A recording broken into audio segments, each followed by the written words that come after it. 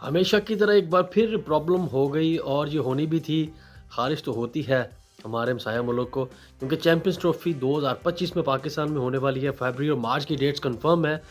और अब एक और शरारत सूझी हमारे हमसाया मुल्क इंडिया को और उन्होंने कह दिया जी कि ये कैसे मौजू है। डिफ़रेंट डिफ़रेंट बातें सुनने को आ रही, इसमें से एक बात ये भी आई कि जी उन दिनों में जो है इंटरनेशनल लीग T20 दुबई में होती है, बांग्लादेश प्रीमियर लीग होती है और उसके बाद जो है